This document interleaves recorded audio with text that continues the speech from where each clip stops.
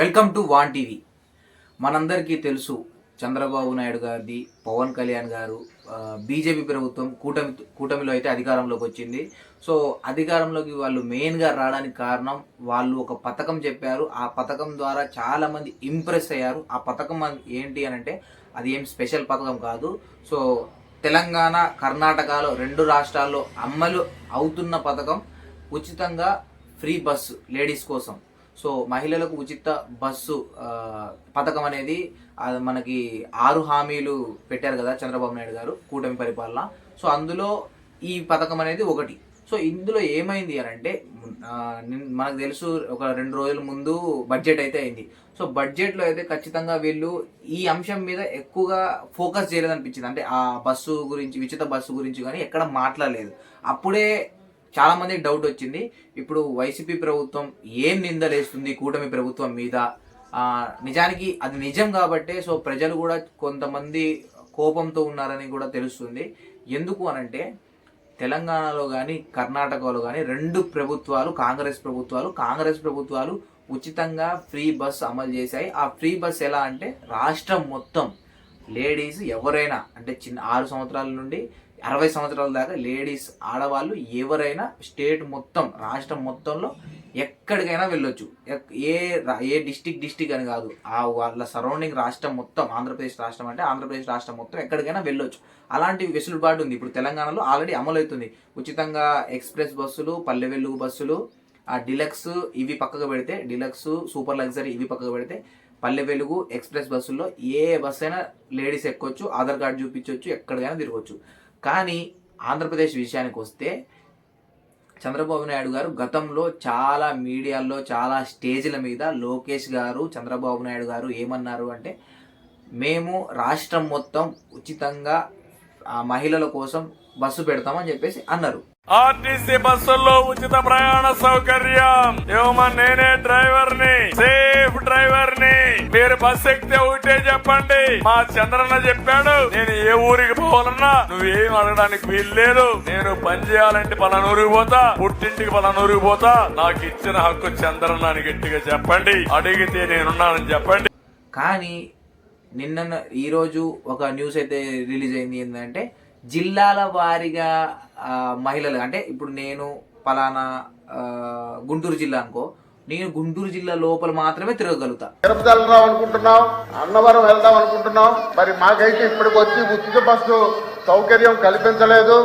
మీరు మరి రేపు అసెంబ్లీకి వెళ్తారు కాబట్టి అధ్యక్షుల ద్వారా లోకేష్ గారు అధ్యక్ష అంటే మహిళల గురించి చెప్పారు కాబట్టి చెప్తున్నాను. మహిళలందరూ గౌరవ ఎమ్మెల్సీ గారి దగ్గరికి వెళ్ళి మాకు అన్నవరం వెళ్ళాలి, తిరుపతి వెళ్ళాలి, బస్సు లేదు అన్నారని. యాక్చువల్ గా అన్నవరం, తిరుపతి బస్సులు ఇస్తామని చెప్పలేదు అధ్యక్ష. ఏ జిల్లాలో మహిళలకి ఆ జిల్లాలో వెళ్ళడానికి, అంతేగాని విజయనగరం నుంచి అన్నవరం వెళ్ళడానికి, విజయనగరం నుంచి తిరుపతి వెళ్ళడానికి బస్సులు ఇస్తామని మేము చెప్పలేదు అధ్యక్ష.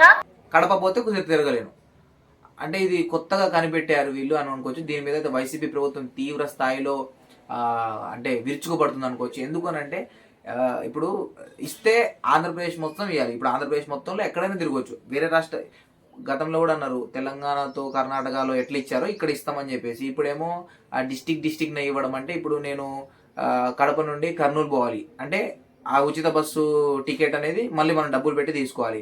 ఇప్పుడు నేను కర్నూలు నుండి పక్కన కొద్దిగా గుంటూరు బార్డర్ అటు సైడ్ పోవాలన్నా కూడా మళ్ళీ అక్కడ టికెట్ తీసుకోవాలి. ఇక్కడ దాకా వెళ్ళి మళ్ళీ ఇప్పుడు గుంటూరు నుంచి కడప పోవాలనుకో, ఇప్పుడు కడపలో ఎంట్రీ ఒక 10 కిలోమీటర్లు వెళ్ళాలన్నా కూడా నేను గుంటూరు నుండి గుంటూరు ఎండింగ్ దాకా పోయి అక్కడ బస్సు దిగి మళ్ళీ వేరే డిస్టిక్కి వెళ్ళాలి, అక్కడ టికెట్ తీసుకోవాలి.